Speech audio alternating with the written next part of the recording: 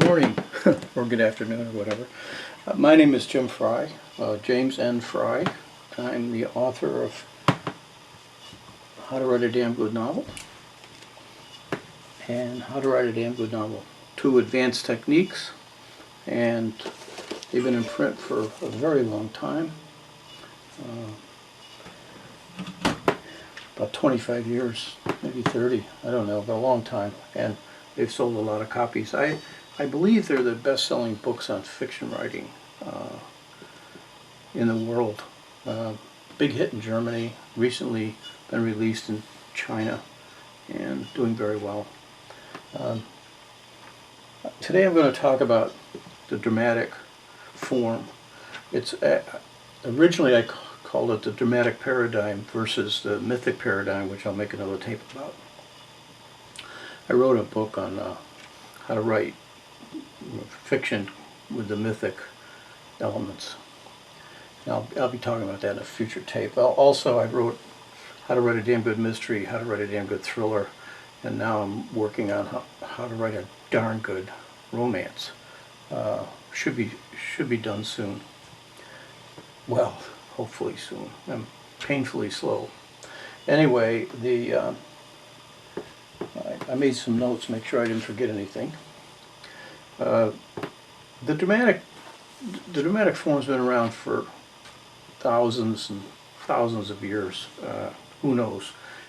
When Aristotle was writing the Poetics, he said these rules have been known for centuries. Well, that was already 6th century or 4th century BC. Basically, and most stories, mystery stories and mainstream stories are written in this dramatic form. Don't worry about it. Nobody's going to accuse you of stealing their ideas. Anyway, I'm going to tell you a simple story. It involves few characters, so this simplifies the process. Of course, in an actual novel you might have much more complexity, and I'll talk about that hopefully later in future tapes. And I've talked about it in my books. Basically, stories are about a hero and a villain. Hero and villain are moral terms. Antagonist and protagonist are the sort of the terms we use in creative writing, but we use hero and heroine interchangeably with antagonists and protagonists. The protagonist or the hero, when you create your characters, your main characters, you should write their biographies, and you should know about their physical, what they are physically, like their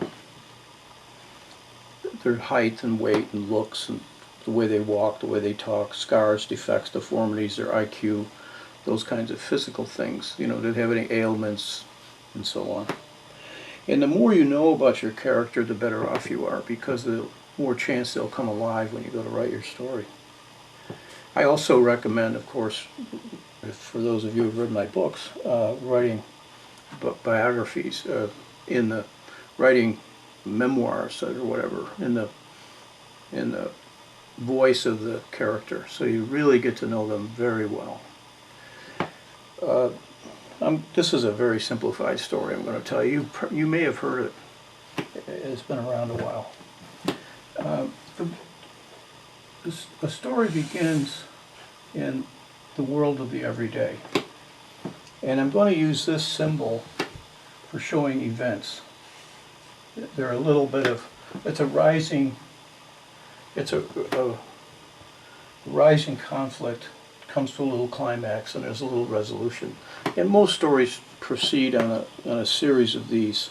Also, of course, there's narration, but so in the world of the everyday, as the story starts out, there's a series of these little conflicts, little dramas, with a rise to a climax and a resolution.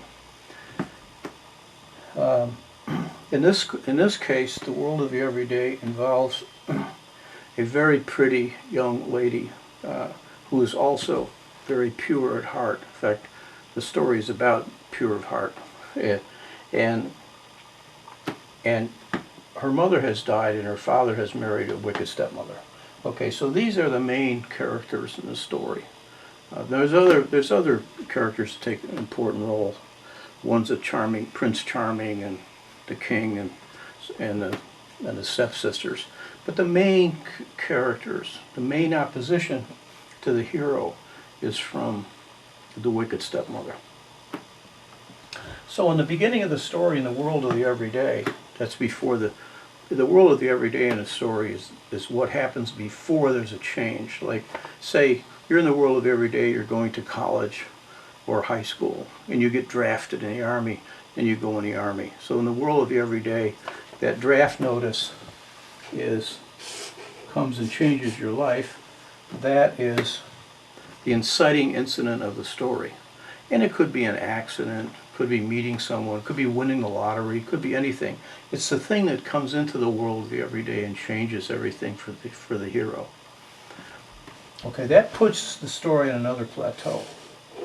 Well, in this case, what happens is word comes that there's going to be a ball, and all the young ladies are invited, except, of course, Cinderella.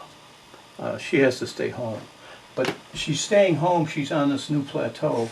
And what happens on the plateau, of course, is okay in a fairy tale, but in a dramatic story, the hero's supposed to solve their own problems. But in this case, along comes the magical helper to help Cinderella, and that's the fairy godmother.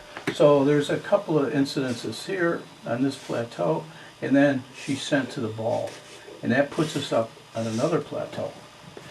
Now when you change plateaus, you leave behind what's happened in the past. Like in the world of the everyday, the being turned down from the ball is forgotten once she meets the fairy godmother, and then the fairy godmother stuff is over with when she goes to the ball.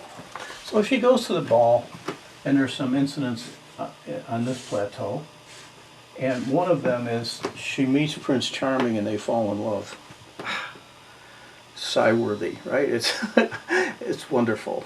Okay, and so he falls in love with her, but she has to be back by midnight. And she hears the gong of the clock tolling midnight, and she runs away and loses her shoe. That puts us on another plateau, right? Now she's home sobbing because she fell in love, and the prince doesn't know who she is. But she left her shoe behind, and the prince, we could even have a change of viewpoint, go in the prince's viewpoint as he sends his men out to find the gal with the shoe. So now we have a few incidents in this, as the prince's henchmen, I mean his servants run around the kingdom trying to find this girl, and they finally find her. And when they find her, that's the obligatory scene. Okay, that's the obligatory scene is because the central story question, or the central thrust of the story is, will Cinderella and the prince get together? And this is where, once her shoe fits, aha, we know they'll get together. And what's left is called the climactic sequence, which is, from then on, it's the events that will bring us to the climax. And the climax is when she marries the prince. And that's at the last plot point. And it's followed by a brief resolution as they get into the carriage, hugging and kissing, and go off over the horizon. And as the wicked stepmother is taken to the dungeon, I suppose. Who knows? We never do find out what happens to her, do we? Anyway, this basically is the dramatic paradigm and how it works. And you have seen this in movies and read it in books and stories all your life, thousands of times. It's extremely common and will be used again and again, thousands more times. Now there's other elements of this. there's like it should have a premise. I'm going to talk about that in a further tape in another, hopefully. And I'll also be talking about how this applies to mystery stories, romances, and other kinds of genre stories. It's extremely pervasive. Anyway, there's other things that happen in this, which is, in a good story, there's changes in character as well. As an example, if at the end the wicked stepmother begs for forgiveness or something and has a complete change of heart, or if